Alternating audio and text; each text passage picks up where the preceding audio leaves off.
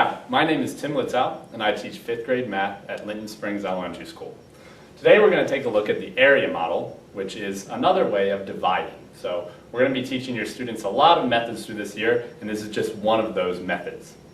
So we're going to take a look at first how to set it up. So I'll give you us the problem, which is 975 divided by 8. So I wrote this horizontally because we want to encourage the kids to not use the traditional model just yet. So we're going to draw a rectangle. And we're going to actually place our 975 inside of it.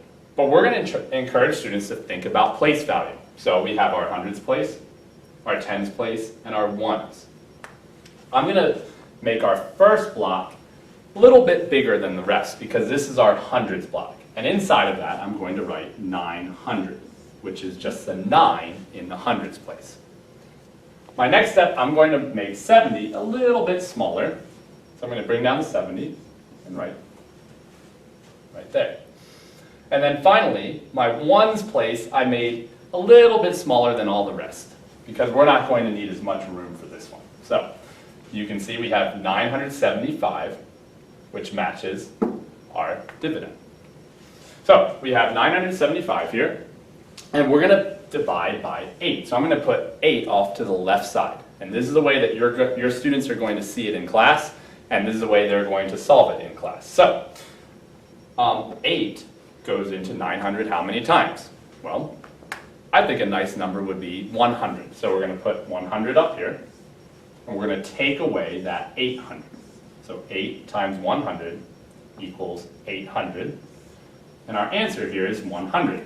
Now, students may say, well, what do I do with this leftover 100? Well, we're going to go ahead and we're going to move that to our next place value, which is our tens place. So we're going to slide that up there. We're going to take away the 70, and we're going to make that 170, because 100 plus 70 equals 170. So a student might say, well, how many times can 8 go into 170? Notice, we're going to encourage kids to use their zeros here. So I could put it in an exact number of times, but let's just say 20 times. So I know that 8 times 20 is 160. So I'm going to take away 160.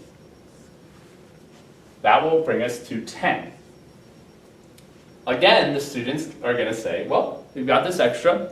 So hopefully by now they're realizing I can just slide that over to the next place value, which 10 plus 5 turns that place value into 15.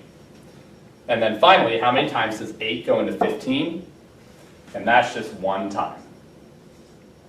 And our answer that we have is 7.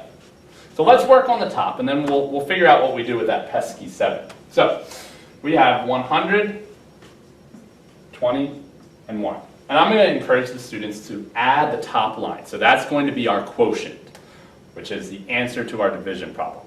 So 100 plus 20 plus 1 is 121.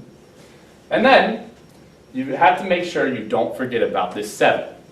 This 7, as some of you at home are guessing, is actually our remainder, because 8 can't go into 7. It's too small. So our remainder will be written up here, and that is our quotient. Now, like I said at the beginning of this video, this is one of the many methods we will be teaching, and it focuses a lot on how students use place value in solving problems. Hope you enjoyed the video and hope this helps at home.